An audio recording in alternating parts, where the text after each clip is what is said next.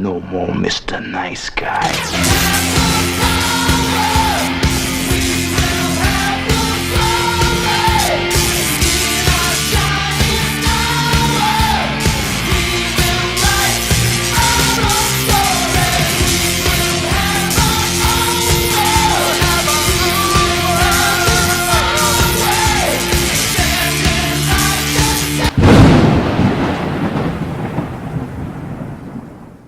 Hey guys, the Explorer 4 here. Welcome back to some more reviews, and welcome to my review on the 1975 horror film directed by David Cronenberg, and that is Shivers. Picked this one up a while back at Walmart for very cheap. Picked this up as well as the Candyman 1 Blu-ray from Scream Factory. Now they have a 4K, but I picked up the Blu-ray. Then this is a bit old school today, too. I couldn't get the other setup going with my phone, so today I just used the webcam.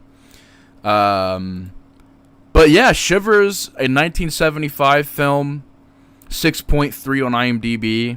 We're going real old school back, because I can use the computer a lot easier with the webcam. With my phone hangs over the screen, so it's a lot harder to see stuff, but this is pretty retro. Sorry, I'm geeking out over my own freaking video format. But Shivers is a film that really got David Cronenberg known, and I know he made a movie before this. It's not coming to me right now. I'll probably put it up here somewhere. I'm gonna try and edit this somehow, some way. We'll figure it out. We'll persevere. But if I can't edit it, I know he made a movie before this that was a pretty big deal as well. Got his foot in the door, but I'd say this one is what really opened the door for David Cronenberg, because after this, he made just a ton of horror films, and this is one hell of a way to make your debut into the realm of horror. I think this movie is miles upon miles better than Rabid. I know a lot of people probably would be like shocked by that. It's probably a good thing I watched Rabid before I seen this. I watched them both in the same night in sort of a double feature. Kind of glad I did that, because if I were to watch this one and then watch Rabid, I would have been absolutely like probably not liking Rabid even more. And it's not that I don't like Rabid. I do like that film. I just think it's nowhere near as creepy or scary or as effective as Shivers. And man, what a movie. Of course, one of the many horror films that are oddly out there about these slug creatures. You got Night of the Creeps, you got You got Slither, Shivers, and Night of the Creeps. And I love all three. So, definitely a weird little subgenre in horror. This one, though, is a bit of a different take on the mutant slug creature things. And using plot lines and stuff. This one's definitely a very, very creepy take on it. And the story, you got this high-rise apartment building where there's an outbreak of these mutant slug creatures, and people begin to become sexual deviants. And sorry that my YouTube is just brightening everything up over here. I had YouTube pulled up on my TV. But, people begin to lose their fucking minds. And there are, like, orgies and really creepy scenes. And it's a good slow build. It's an hour and 27 minutes long. Perfect length for this type of movie. And it utilizes the runtime excellently. It is such a perfect build. And by the end of the movie, it just gets at a point where it is so shocking and so terrifying that it really has David Cronenberg really utilizes that slow build to his advantage, and I thought it was done wonderfully here. I know a lot of people don't care for the cast in this movie. I didn't mind the cast. I thought the lead guy, Paul Hampton, had a lot of charisma. I thought he was a decent lead.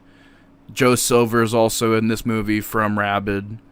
Lynn Lowry, who's like the third lead. You don't really see a whole lot of her in this movie, but she's also one of the leads. Again, not really a whole lot of well-known actors. This is a low-budget, mid-'70s horror film, so this is before Cronenberg even had a big name. But it is cool that Joe Silver is in this and in Rabid, and he does a great job in both films.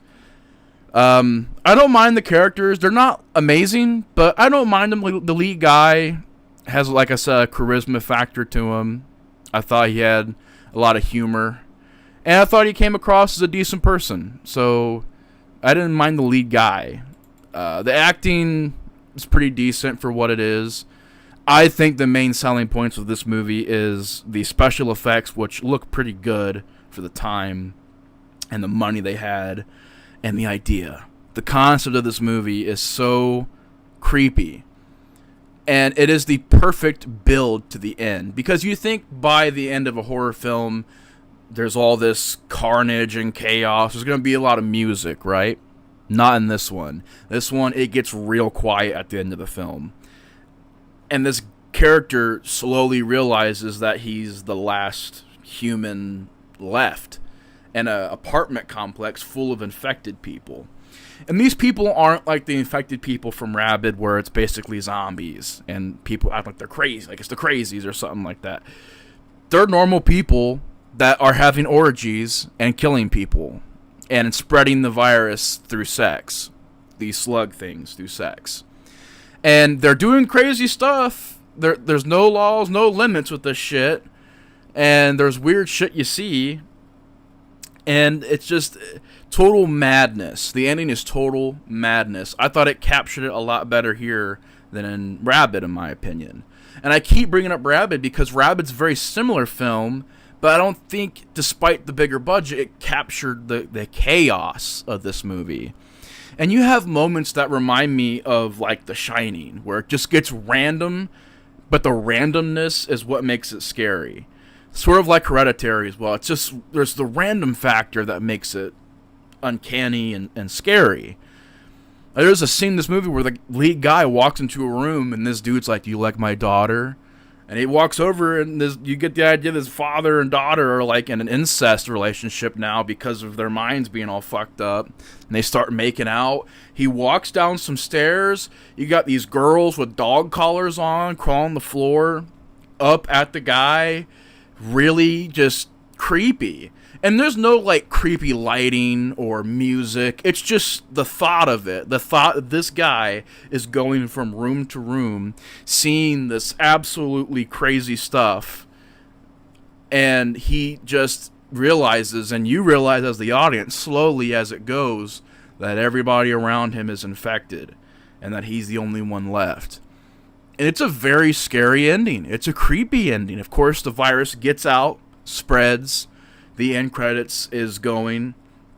And as the end credits scroll, we're hearing radio reports from all over that are saying that these crimes are happening and stuff is spreading. So you get the idea it's sort of a end of the world scenario. Just a very effective movie from when you do hear the music, it's pretty solid. Creepy, really eerie scenes. Lots of good makeup effects. The effects of the slugs look pretty good for the time. Just creepy. Really creepy. I just can't say that enough. It is such an eerie, skin-crawling movie. And the ending is like one of the best builds I've seen in a long time for a film. Where just by the end, you're into this. It's a roller coaster ride, and you're in there, and you're just waiting to see what comes next. And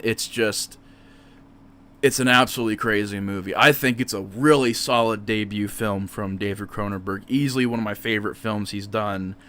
I know it had a couple alternate titles as well. They weren't going to call it Shivers at first.